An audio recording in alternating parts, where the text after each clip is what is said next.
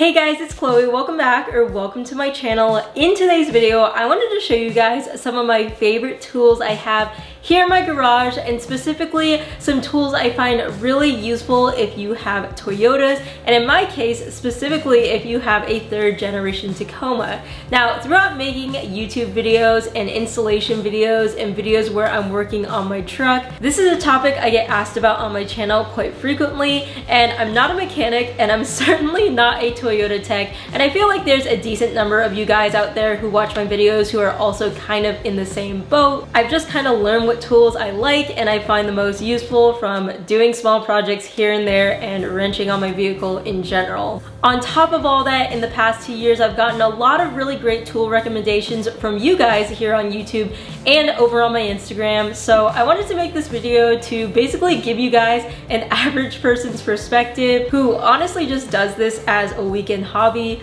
what I like to use. So I have a good mix of tools I like to use on my third gen Tacoma to show you guys today, but like I said before, I love hearing from you, so if you have any recommendations or tools you'd like to see me use in the future, definitely leave me a comment down below.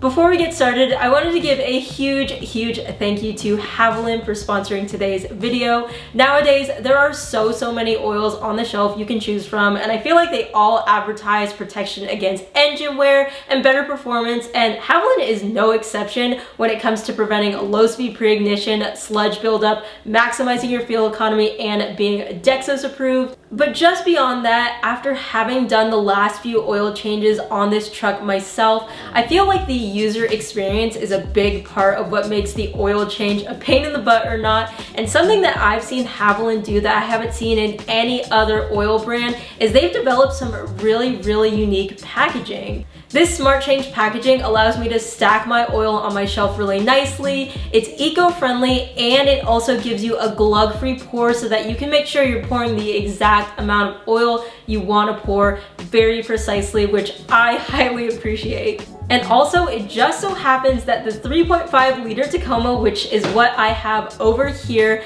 takes about 6 to 6.2 quarts of oil, and it's really convenient that this Javelin Smart Change box, which is the oil I use on my Tacoma, comes in a 6-quart box. Conventionally, other oils come in 5-quart containers, so it's nice that with this Smart Change box you get an extra quart of oil, from what I've seen around the same average price point as those 5-quart containers in store. The last thing I will say is that during my most recent oil change, it had been just over 5,000 miles since I last changed my oil, and I know because this specific oil that I use in my Tacoma is full synthetic, you can wait to up to 10,000 miles. But anyways, I noticed that when I was actually changing my oil, which again had just over 5,000 miles on it, it looked pretty fresh. It was pretty light in color, so I was impressed. Anyways, I could go all day talking about Javelin because I truly am obsessed with this box oil, but I'll have links in the description down below if you want to get more information and learn more about Javelin. Having an impact driver has been a lifesaver for a lot of my Tacoma products, so in nearly all of my install videos here in my garage, you guys have seen me use this Makita impact driver. Now, Makita is a very popular household brand. They're good quality tools, and in my experience, you really do get what you pay for, but really the reason I'm so brand loyal to Makita specifically is because of the versatility between all of their different tools. And what I like is they have a good selection of power tools I've needed for my Tacoma. You might have seen me use their leaf blower while I washed my car. I used their cutoff wheel when I was cutting up my bumper, flashlights, and they even have a coffee machine, which has been something on my wish list. I don't have that, but I think that's really cool. But it's really just these universal batteries that does it for me. So that's why I like Makita specifically. They've never done me wrong. They just make solid, reliable tools. My truck being a Toyota, I am constantly using my metric socket set, and the running joke is that you can basically do a lot of different things on this truck with just a 10mm socket. And while that's true for a lot of basic things, in general, changing your oil, doing suspension work, diff work, taking apart your whole front end, or basically taking apart any body panel, having a metric socket set is a must. So I have a couple of sets with different lengths I use here in my garage, and some of you from this far away can probably already tell what brand I use. These are just Craftsman. They're pretty good. I've never had an issue with them, and the price point for these are great. My wrenches and pretty much all of my ratchets are also all Craftsman brand, except for these two guys. I ended up using this one the most. It's a 3/8 inch drive one from Pittsburgh. I've been using this one forever, and I'm just used to the feel and sound, and I just like this one the best. Something else that's also definitely helpful as a Tacoma owner is having a good Torx Bit Set. These are useful for removing bed bolts and stuff, and as you can see, these are Snap-on branded, my absolute favorite brand of tools, the cream of the crop, but these are actually the only Snap-on tools I have in this entire toolbox. I tell my friends who don't really wrench that Snap-on tools are like the Louis Vuitton or Gucci or any other high-end brand. For me, they're overkill, but they're just so nice. So changing the oil on my Tacoma is something I do quite often. Like I said, I do it about every 5,000 miles.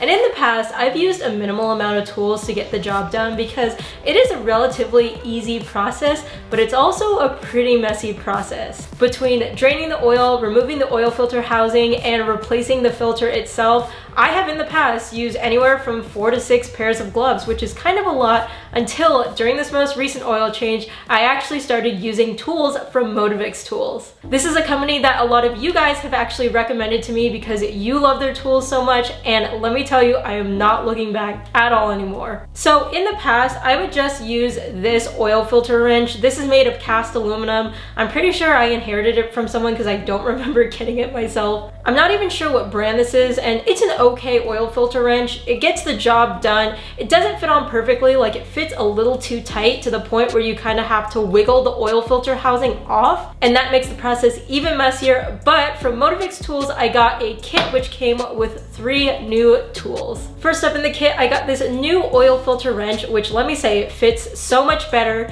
It's CNC aluminum. It's much higher quality. It's made here in the USA, and it's just overall a better oil filter wrench. This is actually Motivix's tool new version of their oil filter wrench, which now features a notchless design and a removable and replaceable drive hub. So this time around when I changed my oil, I didn't have to worry about accidentally breaking tabs, which was really nice. So I love this piece, it's great. And then this next tool in the kit is my absolute favorite. It's this drain hose. Basically, you just screw this onto the drain valve, and now you won't get oil dripping down your arm, which happens to me every single time up until I use this tool. And then lastly in the kit, this screw-on funnel makes sure that you don't spill oil everywhere. In the future and next time I change my oil, I will be making an in-depth video about actually using these tools, but I just wanted to quickly mention them in this video because they are so great and I highly recommend them.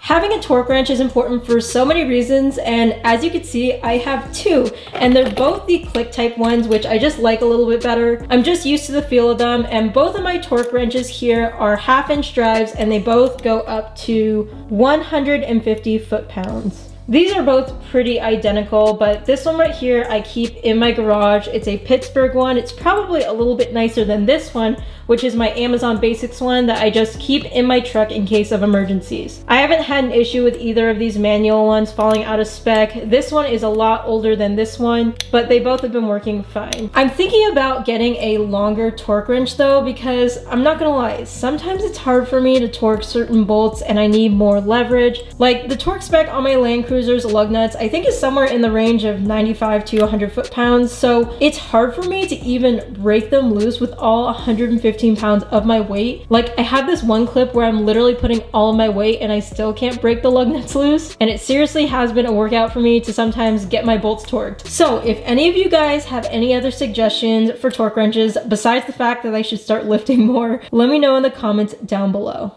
I think it's nice to have this secondary one in my truck. Pretty much if I ever get a flat, I'll be able to torque my lug nuts. And obviously I keep the correct size socket, which is a 21mm socket with the right drive size, in my truck as well. But also if I'm traveling or I'm working in someone else's garage that doesn't have a torque wrench, this is nice to have.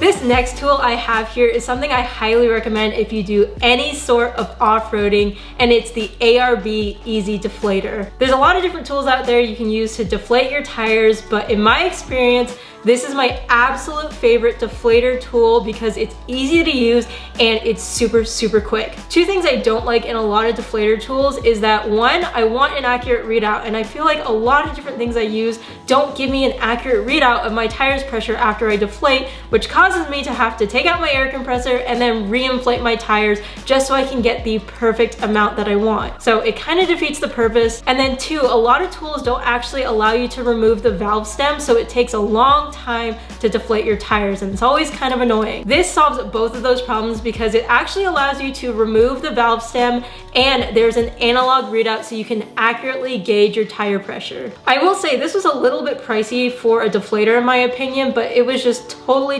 worth it. And ARB even has a patent on it, and it says it right here on the gauge. So I'm gonna give you a demonstration of this, but the way this works is basically you first just screw this onto your valve with this middle piece over here, and then you can see that there's this piece right here, and this actually allows you to remove the valve stem. So what you do is you end up removing the valve stem by twisting this back piece over here, and you can see this actually turns that valve stem remover. And then when you actually catch on the valve stem, you can remove it by pulling this piece out. And then once the valve stem is removed, which obviously is the fastest way to get air out of your tires, you can move this piece back and forth to start and stop removing air. And then all the while you do that, you can actually see your tire pressure gauge on this analog readout, which I personally am a huge fan of analog things. It's just simpler. This will last forever. It doesn't need a battery. And it's really easy to see exactly where you're at. So let me show you on this tire. So this tire is probably at around 33 to 35 PSI now, but let's say we want to get it down to exactly 25. So like I said, you twist this on first, and then again, I use this piece to actually remove the valve stem, so you can actually kind of feel that you're pulling it out. And then you move this piece back and forth to remove air. So right now we're getting a readout of 31 PSI. While you're actually deflating, you don't want to look at this. You only want to look at it when it's in this stopped position to actually get an accurate readout. But let's just give it a go. So you can see when I stop, it jumps back into this position. And you can see in a matter of around 20 to 30 seconds, we hit 25 PSI, which was pretty quick. The last tools I have to show you guys that have been perfect for my Toyota Tacoma are these Pro Eagle jacks. Now, as you can see, I have two over here, and I actually have three in total, and I'll explain why in a minute. But earlier on, when I was just getting started with YouTube and everything, one of my first videos was actually about this little Pro Eagle jack over here, the 1.5 ton Talon jack. Pro Eagle doesn't make just any regular jack. As you can tell, these jacks are different because they've got pretty beefy wheels, and they even have skid plates. This makes them fantastic for any sort of off-road recovery, especially when you're stuck in the sand or really any other off-road terrain. So now let me explain why I have multiple Pro Eagle jacks and why these are the only jacks I currently own. So I have the 2-ton jack, which I believe is called the Beast, but this 1.5 ton one, which is called the Talon, is perfect for the Tacoma. It's nice and compact, but it also still has all of those off-road capable features like the gigantic wheels and the skid plate. And also what's really nice, especially if you have a lifted truck, is that you can add these extensions on. So I actually just keep this 1.5 ton jack in my truck at all times for any sort of off-road emergency, or even if I just get a flat while driving on road. The Tacoma is small, and when you're changing a tire, you don't need to lift the entire truck up, so the 1.5 ton is perfect for it, and I absolutely love it. The 2-ton jack, on the other hand, is one that I mostly use in my garage, but sometimes I'll occasionally bring it on the trails instead of this one, because obviously it's got a bigger capacity, so if any full-size trucks or bigger vehicles are coming with us, I like to bring this one instead. But just for like everyday carry, this one fits in my deck drawers, whereas this one doesn't, which is why I keep this one, and this one is just good for my truck alone. And because I just like having this bigger jack just for those occasions where I might need to bring it with me, I figure for all the other times I can just use it in my garage, and it's a lot easier obviously than the 1.5 ton jack. So yeah, I know it's overkill for just my garage projects, but this is not its only use. So for that reason, I haven't needed any other floor jacks because these serve my dual purposes. I will say these are pricey, but you're not gonna find another jack that has the same capability as these Pro Eagle ones. So for me and how I use my truck, these are totally worth it. So I definitely want to know what you guys think of all the tools I showed you in today's video. Do you have any of the same ones? What else do you recommend, and what would you like to see in the future? Anyways, thanks so much for watching. I hope this video was useful, and also again, big thank you to Javelin for sponsoring today's video and making some awesome motor oil for the Tacoma. If you guys want to connect more with me, you can follow me on my Instagram. It is at ChloeKuoTaco. I post more in real time on there. But other than that, I hope I'll see you in the next video. Bye guys.